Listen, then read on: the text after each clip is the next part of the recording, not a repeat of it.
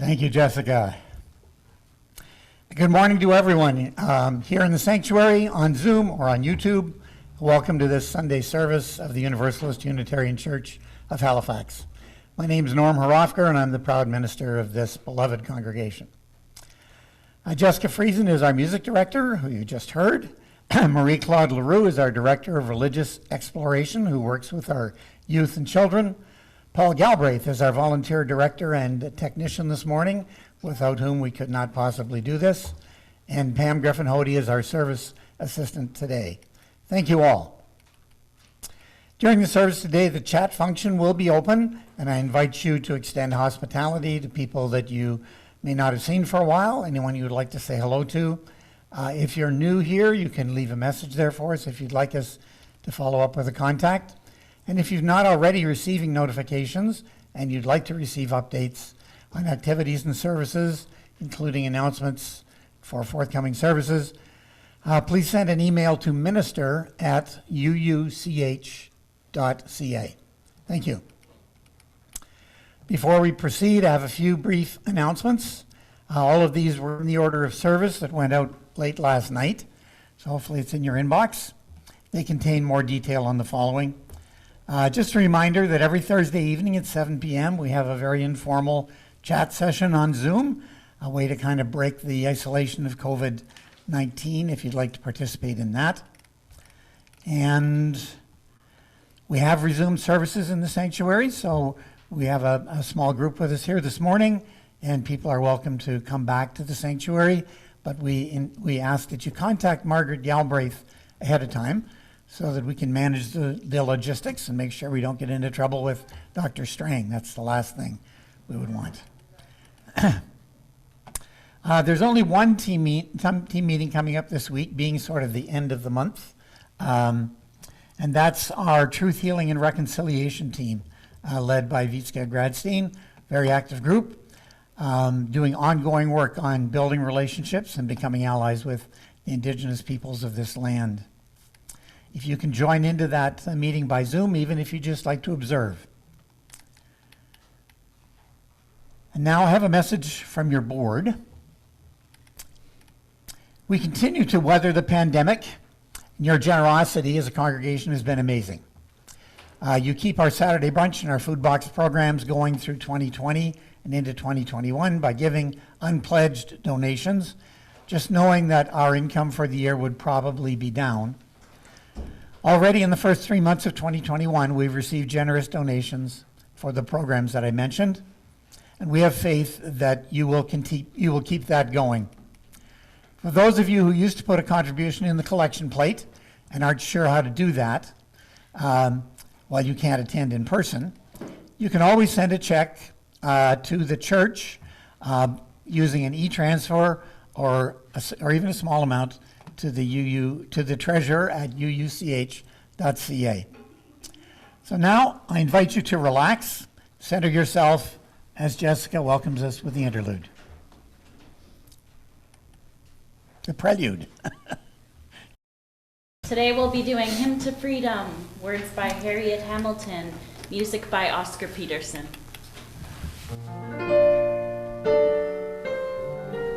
So you're on after this.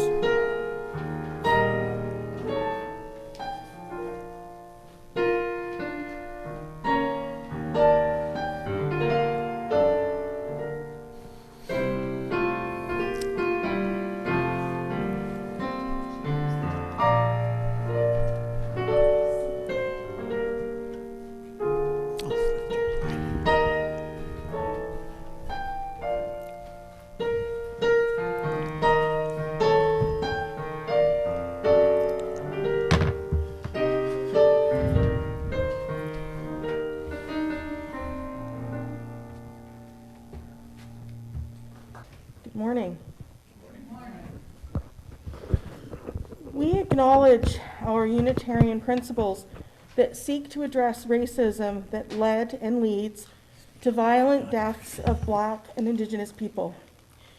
We know the strong connection between rampant anti-Black racism and settler colonialism that permits inequalities, injustices, poverty, and exclusion in Canadian society. We acknowledge the historical presence and past owners of the land in which we are holding this morning's service. We are indebted to Indigenous peoples from whom we took this land. The sanctuary of the Universalist Unitarian Church of Halifax is in Chipuktuk in Mi'kma'ki, the ancestral and unceded territory of the Mi'kmaq. Our guest speaker today is joining us from the traditional lands of the Huron-Wendat, the Seneca, and most recently the Mississaugas of the Credit River. Our hope is that someday Indigenous peoples in our nation will be true partners in what we call Canada and able to truly benefit from the lands they once held full ownership.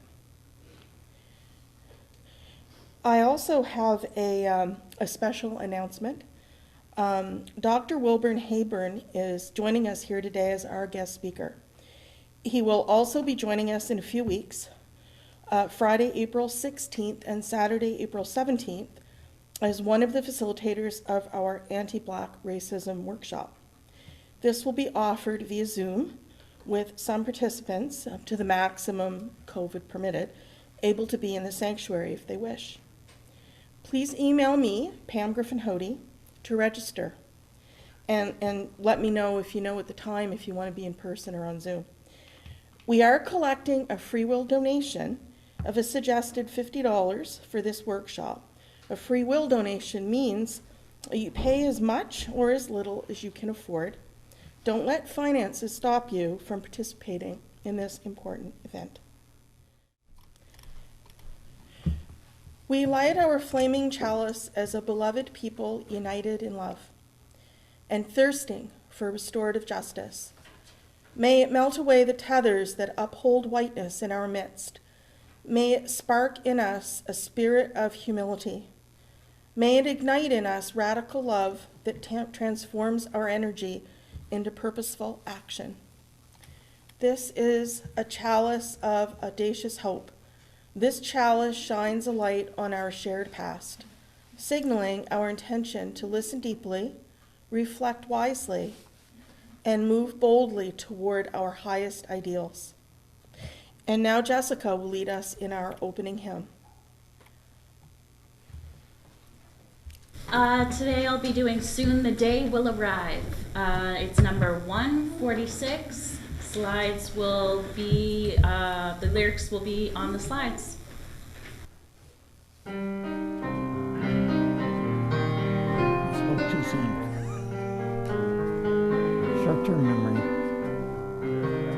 Soon the day will arrive when we will be together and no longer will we live in fear.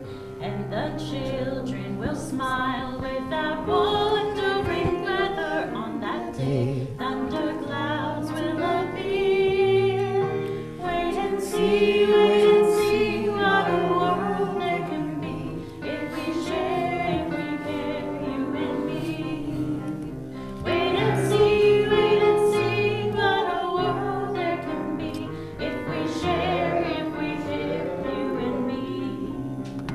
Some have dreams, some have died to make a bright tomorrow, and our vision remains in our hearts. Now the torch must be passed with new hope and into sorrow, and the promise to make a new start. Wait and see what a world there can be if we share, if we care, you and me. Wait and see what a world there can be if we share, if we care, you and me. Let's do that one more again.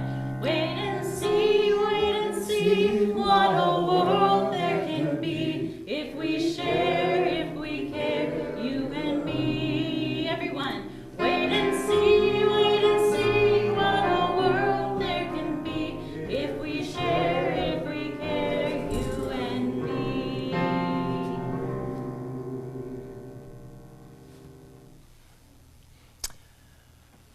Beautiful, thank you. Marie Claude, our religious exploration director, who works with the children and the youth of the congregation, has an inspiring message for us this morning. Over to you, Marie-Claude. Good morning, everyone. Today, we will be watching an inspiring young person perform her moving spoken word poem. Damini Awoyiga, a 13-year-old girl from Hammonds Plains, is an activist, a poet, and an artist. She is the founder of the Afro-Indigenous Youth Book Club, the first of its kind in Atlantic Canada, which she started to encourage youth to read Black and Indigenous stories.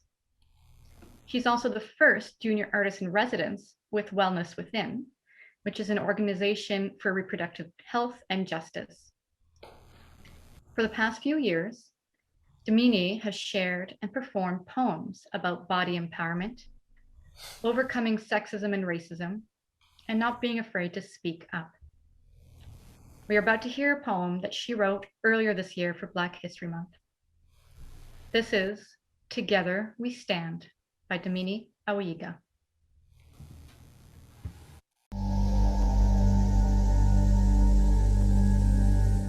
We are descendants of Jamaican Maroons, Black Loyalists, Black refugees, and African immigrants from the diaspora. Overflowing descendants of Oduduwa, like my people, with fast and fluent Yoruba, so we never forget the voice of our ancestors. On the shoulders of our ancestors we stand, binding together as communities of African descent. This is where we've lived, learned, and listened. Every tongue counted, every story sacred, we've gone through pain. Yet we speak our own healing through the grace of our own survival in this land. African Nova Scotians have fought and continue to fight against inequalities. We push on joyfully. We sing songs of victory in spite of racism, in spite of discrimination, in spite of anti-Black racism. But y'all should know, we don't give up easily. They tried to take us out of history, but we thrived. In spite of rejection, we strive for perfection because we believe in resilience. We believe in survival, the ability to rise from the dust and emerge like the dawn of a new day. Together we stand and we are not afraid. The ancestors in Africville fought for their land with broken hearts and dirtied hands. From their labor, sweat, and blood we rose. From their agony and resilience we learned. In their dreams and hopes we praised. In African churches we prayed. From the fight of our ancestors we learned. In their resilience we stood. In their yearning for justice we cried. They tried to silence us. They tried to suppress us. They tried to stop us from achieving, but y'all should know, we don't give up easily. We push on joyfully, undo our chains by the power of truth-telling, by the power of activism. We sing songs of victory in spite of racism, in spite of discrimination, in spite of anti-Black racism. But y'all should know, we don't give up easily. They tried to take us out of history, but we thrived. In spite of rejection, we strive for perfection because we believe in resurrection, the ability to rise from the dust and emerge like the dawn of a new day. From Halifax to North Preston to East Preston to Hammonds Plains to Weymouth Falls to Acaciaville to Truro and all the way to Sydney. Together we stand. We are the iron nails nailed into the roots of this country. This country is just as much ours as it is yours. And together we stand.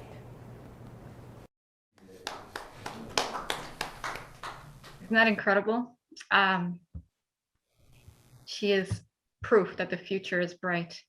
I really look forward to seeing what Damini, to seeing and hearing what she will be working on next. As an update for a religious exploration program, last Sunday we celebrated Ostara, the pagan Sabbath that honors the spring equinox. We learned about the connection between eggs, hares, and spring celebrations. We planted pollinator-friendly seeds to be enjoyed at home or later planted in the church garden. And we looked for signs of spring's arrival, which we did find despite the snow. This afternoon, we'll be exploring a trail at Shuby Park, where we'll also gather nesting materials to help the birds in our backyards with their important spring work. Thank you. Hi, I'm Pam Berman, and I'm the chair of your membership team. And it is always a joy to welcome new members to our congregation. And today we are welcoming Jessica Friesen and Ann Wood into membership.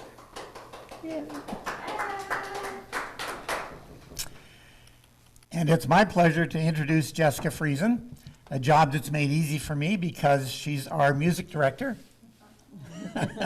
So Jessica came to Nova Scotia to complete a degree in music therapy at Acadia University. And in July of 2019, we hired her as our part-time music director. In addition to being our part-time music director, she's also an active music teacher, taking on new students all the time. And she's expanding her opportunities to work in the field of music therapy.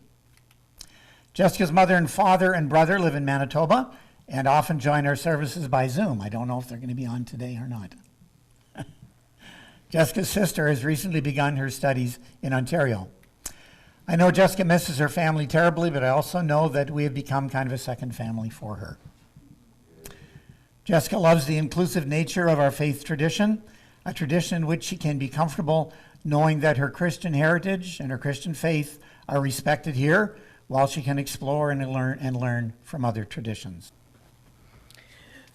About 3 years ago, Norm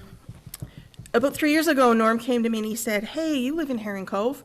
Could you pick up someone that lives at Melville Lodge?" And I'm like, "Yeah, sure. It's on my way in." And that was great because then I met Anne, and it also meant that I couldn't use an excuse as, "Oh, I don't think I want to go into town this morning. Oh, it's raining.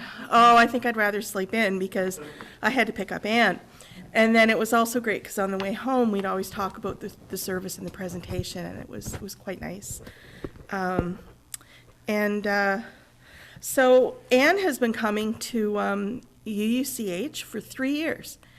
And I know that she has been talking about becoming a member for a long time, so it's great that she's, virtually signing our book this morning. I guess Norm has to actually take her the book because they're not quite allowed to come physically to church yet.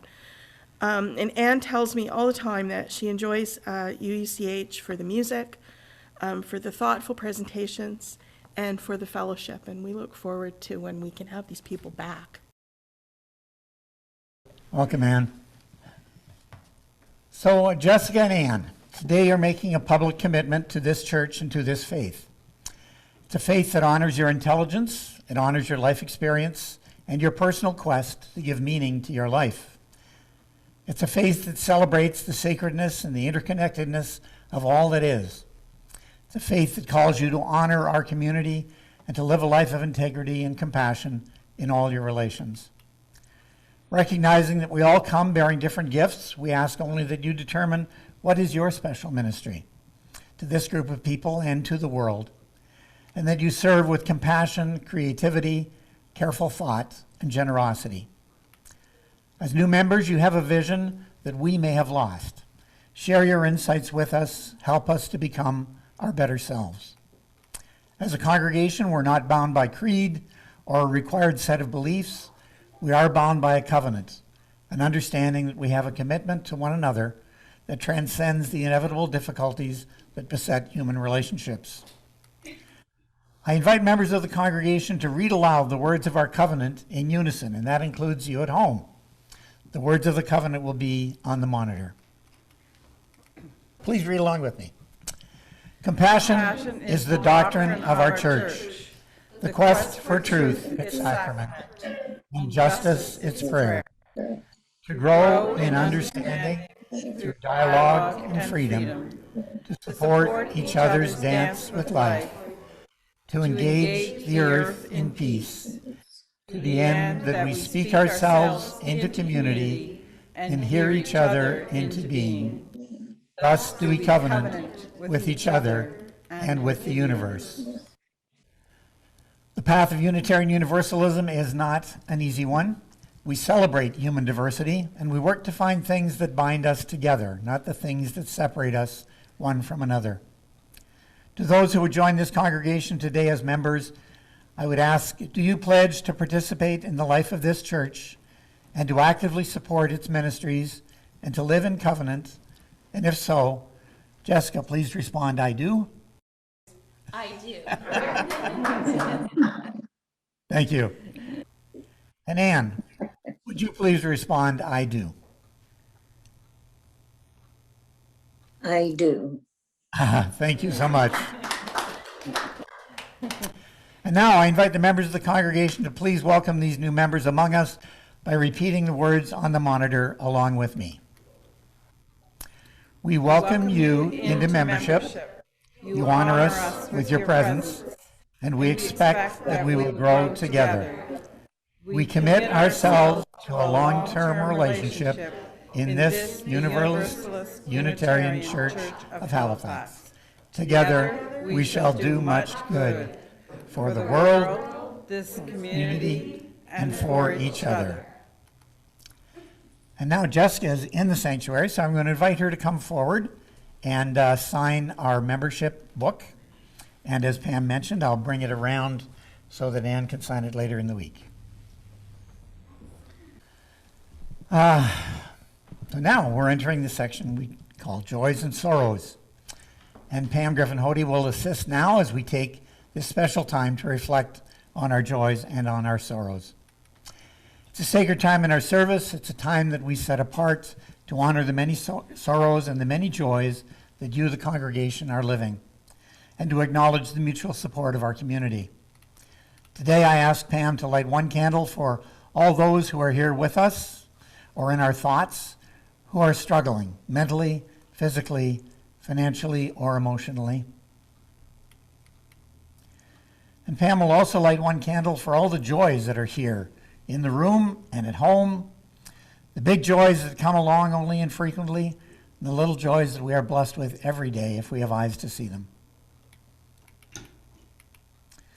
And as we've been doing for a year now, Pam will light a candle once again for the members and friends of our community who are shut in one way or another by this pandemic. A candle for John Patterson and Marie Davis, Irisha Cox, Ann Wood, Norm Sabowitz, Philip Welch, and Heather and Derek Watts. Each week I invite anyone with a joy or sorrow to share at this time to relay their thoughts to me by email. And the only news that I have to share this morning and candle to be lit is for a gentleman who comes here on Saturdays for our Saturday brunch. I learned on Saturday that one of our guests is likely going to be undergoing heart surgery beginning in the coming week. So I'd like to light a candle this morning for Tony.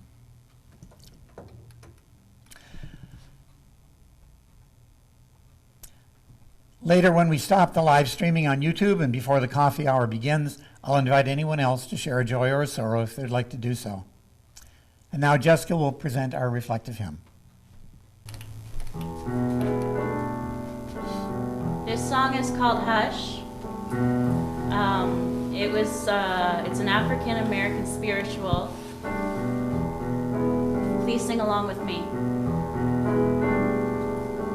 Hush, hush, somebody's calling my name. Hush, hush, somebody's calling my name. Hush, hush, somebody's calling my name. Oh my Lord, what shall I do? Sounds like freedom.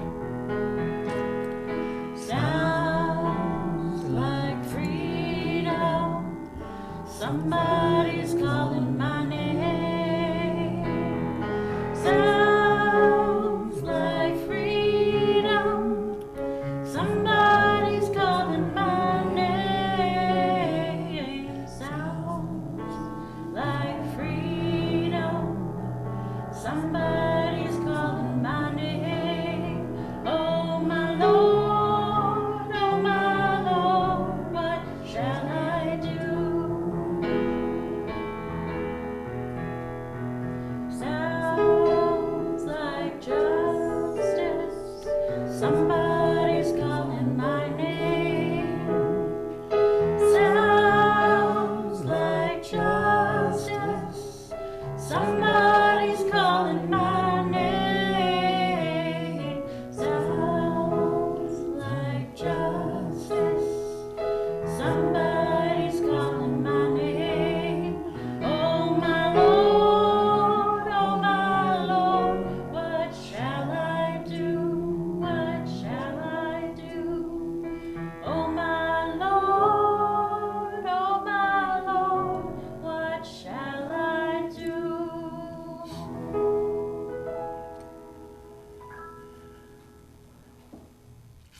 May the joys and sorrows, both those acknowledged here this morning and those held in the silent sanctuary of our hearts, weave us together in the interdependent fabric that is our community. And now, prior to the presentation by our special guest, we have a short musical video reflecting a part of our history.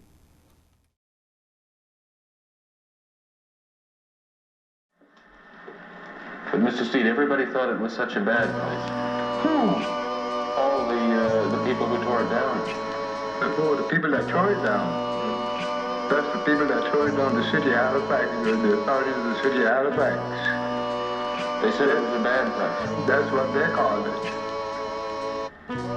But it was not to us, it was a heaven, a home, a real home. You can't put a price on the lives that they ruined. No reparations, no nothing. Why would you do this? Divide my people to fight out on the corners at night.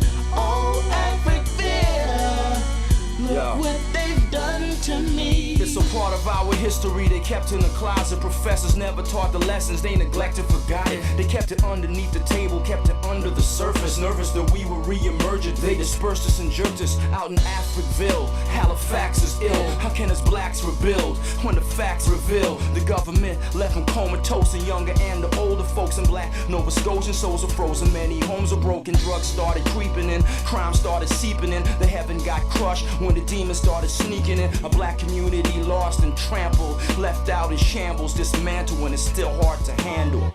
You can't put a price on the lives that they ruined.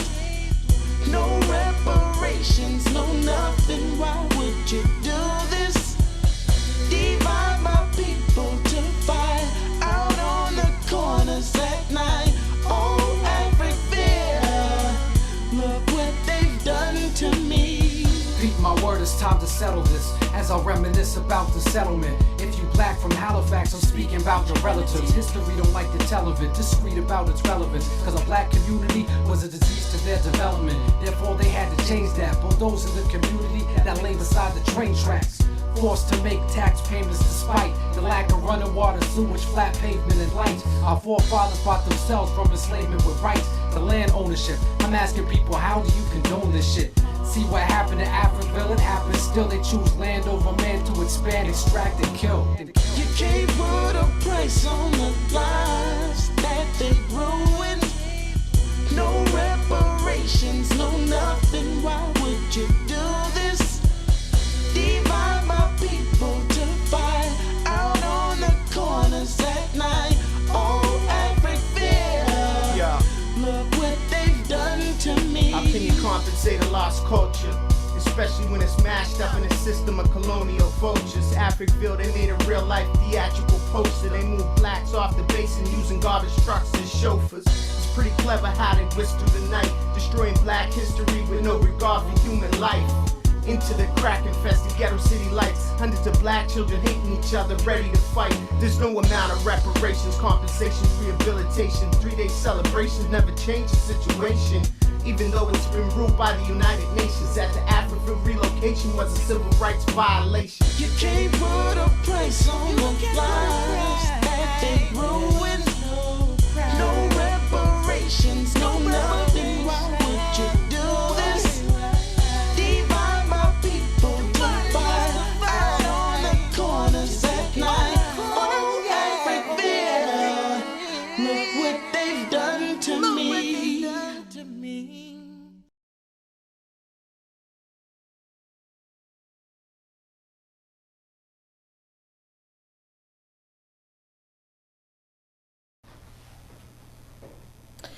I'm very pleased this morning to introduce our guest, Dr. Wilburn Hayburn, who is a professor emeritus at the School of Social Work at York University.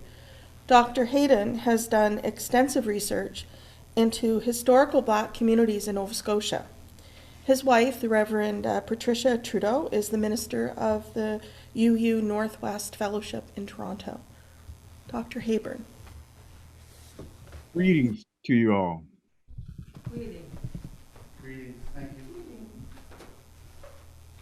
I thank Norm, Pam, Jessica, Maria Claude, Paul, and the rest of your crew for making this morning possible. An examination of the ethos which sees Canada as a place where racial injustice and inequality and discrimination were at most limited and outside the Canadian mainstream. A critical examination of Canada's historical records documenting the early arrival of Blacks and white responses to their arrival revealed a different story. The pathway that have led to public accommodation for Blacks and human rights laws is evident of the legal struggle for justice and equity in the face of discrimination. Contemporary Canadian racism continues to negatively affect opportunities for Blacks and their quality of life. The interplay of the recorded history and contemporary denials are seen as key elements for challenging the Canadian ethos. The ethos is a factor in creating barriers that prevent Black and white Canadians from recognizing the need for change. The reality is that the overt acts, though very serious, is not so much the case in Canada. It was and continues to be more directly tied to oppression and attitudes and prejudice of Canadians and new Canadians, often in the form of microaggressions. It is the covert attitude and prejudices that make race a factor today. My working definition of Canadian ethos with respect to race projects Canada as a nation consisting of diverse races with traditions, cultures, and values rooted in whiteness. The ethos seeks to maintain the belief that the nation is white. Racialized residents are often cast as visitors, guests, the other, or invisible, regardless of Canadian birth and our citizenship. Perhaps the classic event that demonstrates the ethos is the question, where are you from? White Canadians have repeatedly asked this question of me and other racialized residents. To the racialized person, it becomes a reminder that you do not belong, or at best questioning your presence. Canada's ethos on race has evolved over time and has manifested itself differently depending on historical circumstances. The extent and degree in which the nation's traditions, cultures, and values held within regions and local communities may differ. Therefore, attempting to identify and define the national traditions, cultures, and values is not absolute. Rigidly defining the Canadian ethos is equally impossible. But racism and white supremacy are elements found within regions and the communities. I draw on examples of historical records, national policy, public action, publications that profess to provide a Canadian history. We are now seeing more publications by and about Black people, but the majority of whites are not reading those works. Jennifer Harris speaks to exclusion and omission of Blacks in historical publication on New Brunswick. She cited 3 authors who left Black people out of the local histories. Quoting, nonetheless, despite their historical presence, Black residents have been excluded from many local histories. It is perhaps not surprising that John Reed's History of Mount Allison University, founded in 1839, participated in this omission in his book written in 1984. More curious is the fact that the seminal works on Sackville by James Deaton Snowden, written in 1974, or published in 1974, and William B. Hamilton, published in 2004, make no mention of free or enslaved Black residents or population in Sackville or Westmoreland more generally, end quote. I'm going to turn now to Black slavery. Exclusion and omissions have embedded racial non-truths into the Canadian ethos. The most integral and detrimental non-truth is the belief that Canada never had or had limited involvement in slavery and the transatlantic black slave trade. Denying Canada's part in slavery serves the ethos in twofold. It constructs Canada as a benevolent country, free from consequences of the cruelty of slavery. Secondly, if Canada never oppressed its black population, then it has no need to address the racist system that formed and benefited from slavery, or the legacy of these systems today. An example of Canadian black history within the Canadian ethos is the historical records of Canada's participation in slavery and the transatlantic black slave trade. The enslavement of people of African descent was as much part of Canadian history as the acknowledgement of Canada's role with the Underground Railroad.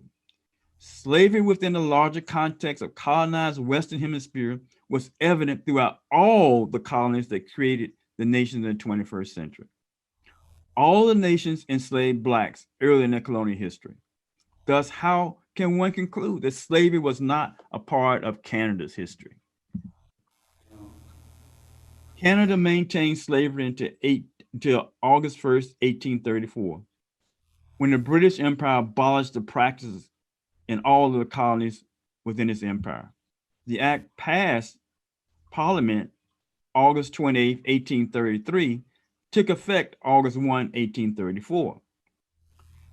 Whereas the act ended slavery, but to appease slave owners, it originally created 6-year apprenticeship that forced newly free slaves to work under their former masters. However, while no longer called slavery, blacks were still not free. Under the original passed act, only at the conclusion of 6-year forced apprenticeship in 1840 were most slaves truly being emancipated.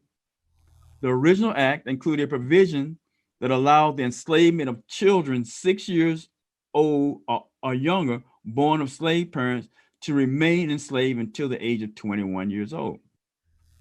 Thus, slavery within Canada and the British Empire could have maintained at least by the original law until 1855, when the last child born before August 1st, 1834 reached 21.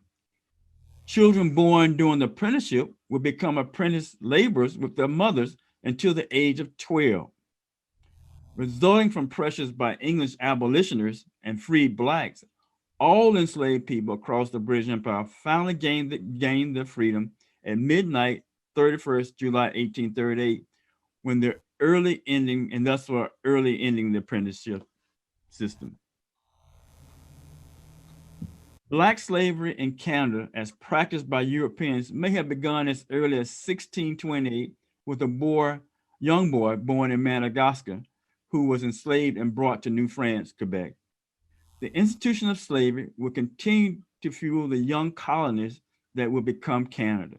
One historian summarized Canadian black slavery as an economic propelled by the fur trade, as well as urban economics in some places. Enslaved Black Africans worked as rat catchers, hangmen, and domestic servants. They were miners, housekeepers, fishermen, blacksmiths, cooks, carpenters, and worked in hotels and bars and wherever else the burgeoning cities needed unpaid labor. Legally owned by the church, lawyers, business people, and merchants, they suffered indignities, loss of control of their lives, and a dimming view of their own and their family's future, in which we can only imagine. Slaves labored and endured on lands we now call Canada's.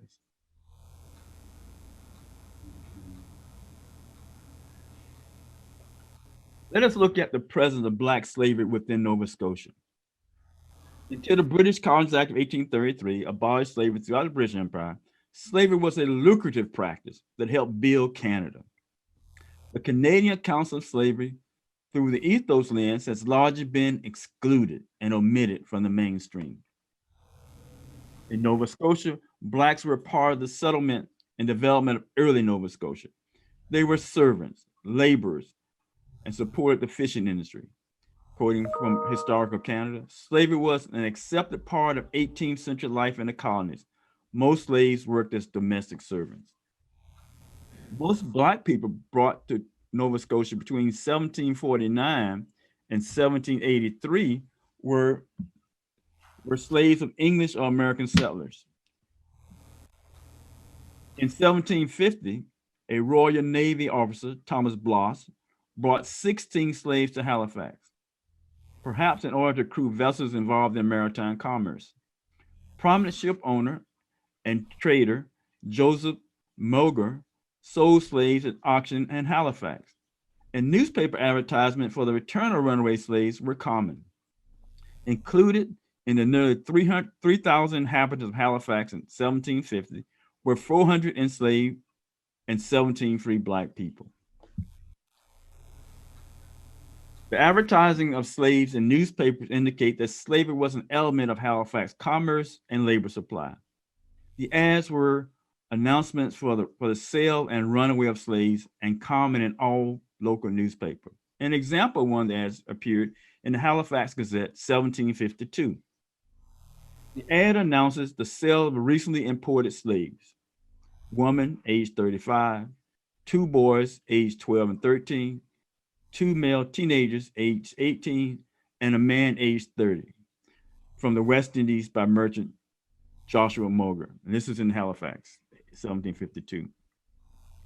When the ethos portrayed slavery, it was mild and benign, without the cruel or dehumanizing characteristics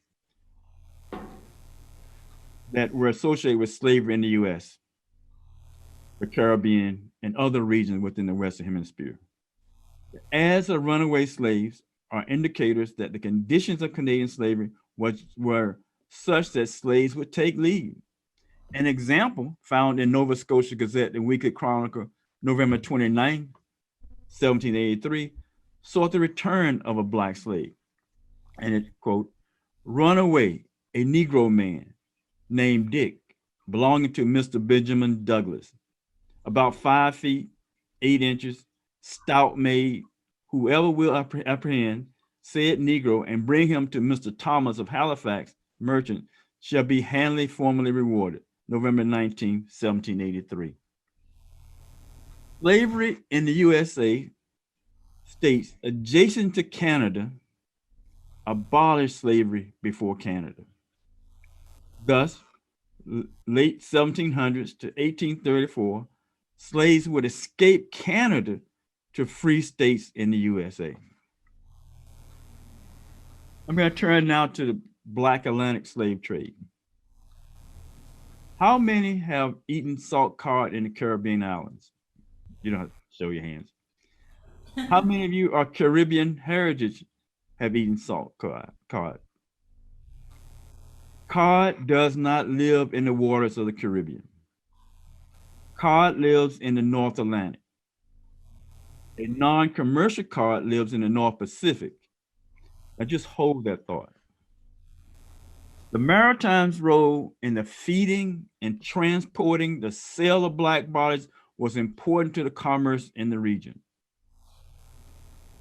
The records of ships porting in the Maritimes during the 17th and 19th century shed light on Black human cargo. Ships transporting salt cod ported in all the Maritime harbors provide the major source of protein food for slaves in Southern US, Caribbean, and South America. The ships did not return to the Maritimes empty. Along with rum, agricultural products, and animals, sugar, and related byproducts, and other trade goods, Black bodies were included in the cargo bays. The vast majority of human beings as cargo were shipped south to into slavery into the US. Our hands are not clean. The following table links the Maritimes to the African slave trade. A review of ships' passenger and general cargo list supports the historical record of St. John's and the Maritimes in 17th century and 19th centuries as slave trading ports. And I used St. John's because that's where I could find the records, but the ships It may have been ported in a particular harbor, but they would go around collective to all the different maritime ports and collect salt cod. This is a slide of an actual copy of the manifest. And I know you probably can't hardly read it, but in there you would see the Negroes as part of the cargo. This next slide lists the entries from the general cargo of ships ported in St. John's. The first entry was June 17, 1686, and 125 Negroes were entered the country. Skipping down, we're going to list some of the others. June 26, September 29, 1737, there were 6 Negroes. Another ship, Midsummer, there were 2 Negroes, 1 Negro. And each one of these, each line as I read them, were owned by a particular seller or slaver. They would book passage. March 25th, June 24th, 1742, 33 Negroes. And there was a difference in the laws. A new Negro was someone that came into the Caribbean and was shipped directly north. A Negro slave was one that probably was somewhere else in South America or the Caribbean and then shipped north. As you see, the first one, April 1st, maybe you can't see, 1764, each entry was 20 Negroes, 50 Negroes, 5, and it goes on and on. So I think you can see what the picture is. We produce made cod into salt cod, which then was shipped to the Caribbean for food, and then they brought back with other products Black slaves. End slide. Whereas maritime residents may not have owned large numbers of slaves, enslavement of Black people did occur. Perhaps more significant, slave trade was an important form of commerce. The table lists enslaved Black people as cargo from ships porting at St. John's Harbor. Ships transporting salt cod poured in all the maritime harbors returned with Black slaves. At the end of my talk, if time permits, I can show you some of the actual entries, others. The historical record supports that Canada engaged in slavery and the transatlantic Black slave trade. Unfortunately, Canadian history has mostly deliberately excluded that past, adding to the nearly omitting of Black Canadians from the nation's mainstream. Slavery was not the beginning of anti-Black racism and white supremacy in Nova Scotia. There were free Blacks during slavery. They were unjustly treated and suffered greatly by whites. For enslaved and free Blacks, the years following the end of slavery to the present cannot be described as having their inherent worth and dignity respected.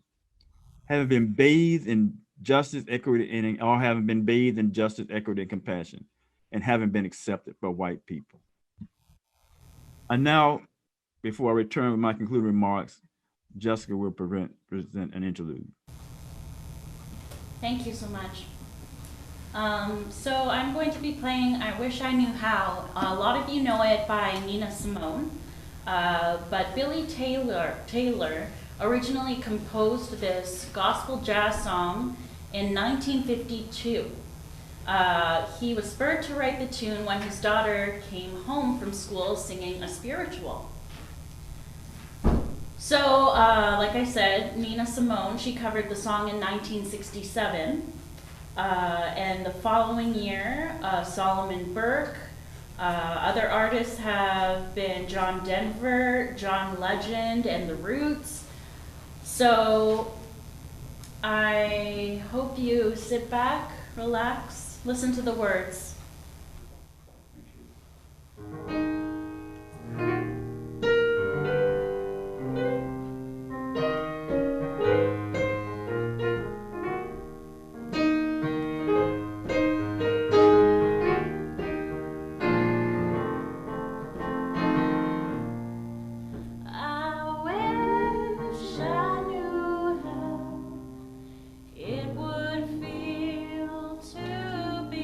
Free.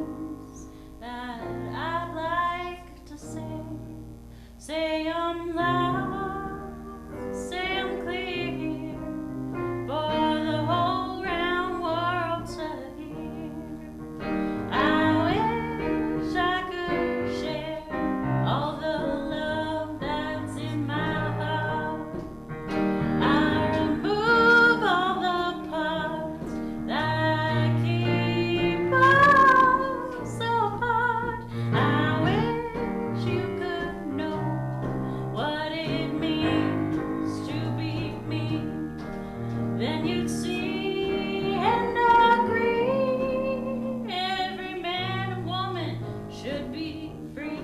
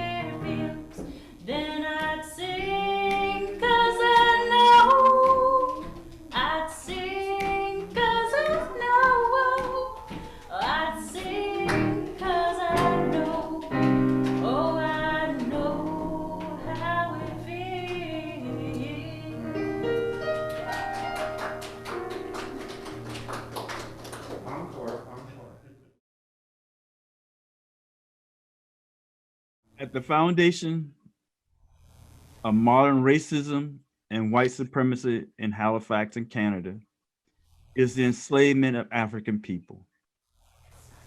The fear, hatred, and exclusion that Black people experience today is the product of a system that needed to define a group of people as less than human in order to justify their enslavement. To understand why Black people are marginalized today, one must understand the implications of the history of slavery. Black Canadians and Caribbean, African Americans who have been in Canada for generations experience systemic racism, much like African Americans in the US. No difference. I question the ethos that implies that slavery did not exist or was limited in Canada, or strictly an American institution. The ethos which supported the degree to which the exclusion and omission of Canada's history of slavery serves to construct Canada as a place where racial injustice, inequality, and discrimination were at most limited and outside of the Canadian mainstream is simply a myth. The historical record supports that Canada engaged in slavery and the transatlantic Black slave trade.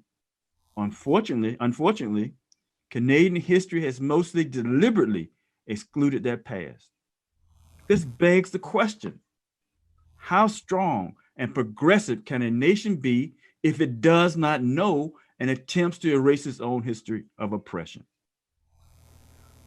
As much as the ethos excludes and omits racism from Canada's mainstream, Black Canadians still encounter systemic and personal racism that limit their opportunities and quality of life. Police carding of Black youth. In recent time, the police chief acknowledging Blacks being treated differently in Halifax.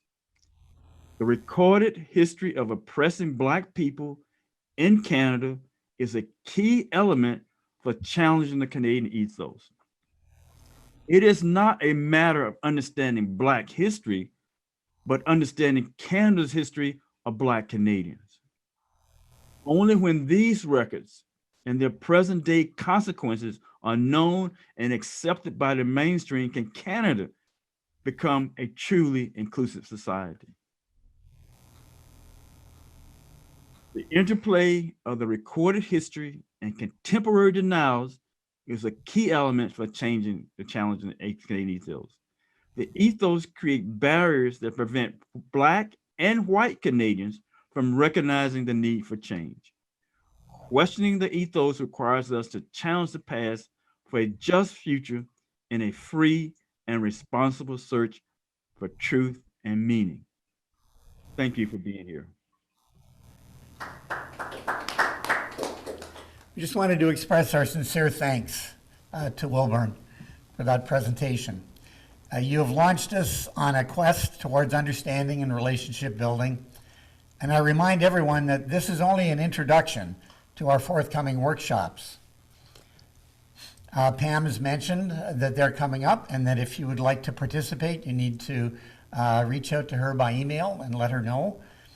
And the schedule will be posted on UU Info on a regular basis as we move forward. The next date is April the 16th, I think. I'm not sure. We're a couple of weeks away from the very next event anyway. And now, Jessica will lead us in our closing hymn, number 1024.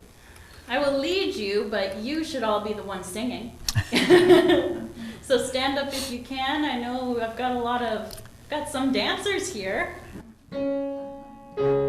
Okay, slides will be up there as always, but pretty simple. You don't need to look up there, you look at me.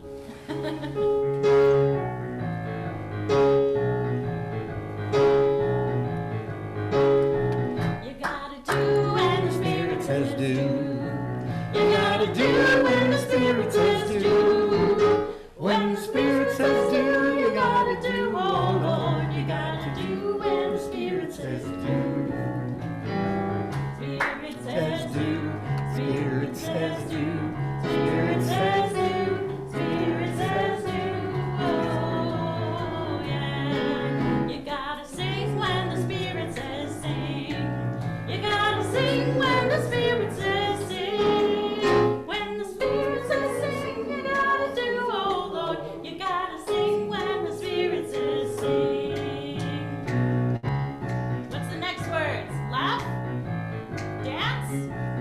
You're making it up here, ready? You gotta dance when the Spirit says do. Dance. You've gotta dance when the Spirit says dance. When the Spirit says dance, you gotta dance, oh Lord. You got to dance when the Spirit says dance. Come on, give me another word. Love. Love? Love. Here we go. You got to love when the Spirit says love. You gotta love when the Spirit says love. When the Spirit says love, you gotta love, oh Lord. You gotta love when the Spirit says love. Shout. Ready? You gotta shout when the Spirit says shout. You gotta shout when the Spirit says shout. When the Spirit says shout, you gotta shout, oh Lord. Shout when the Spirit says shout. Okay, we'll end on you. You gotta do when the Spirit says do. You gotta do when the Spirit says do. When the Spirit says do, you gotta do, oh Lord. You gotta do when the Spirit says do. Ready? Spirit says do. Spirit says do. Spirit says do. Spirit says do. Spirit says do.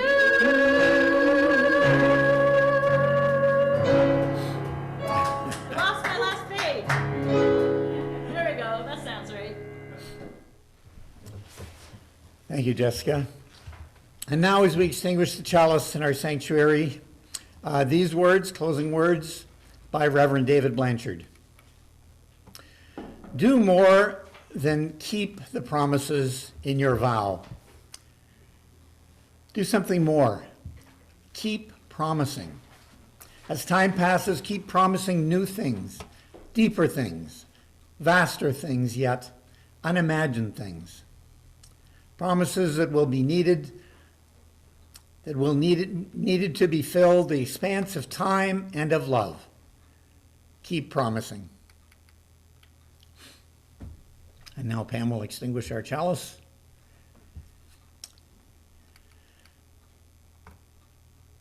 I'd like to thank all those who attended the service today here in the sanctuary or by Zoom or by YouTube. I'll say goodbye to those who joined us on YouTube now as we end our live streaming.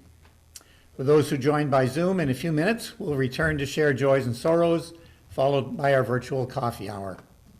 Thank you again, and go in peace.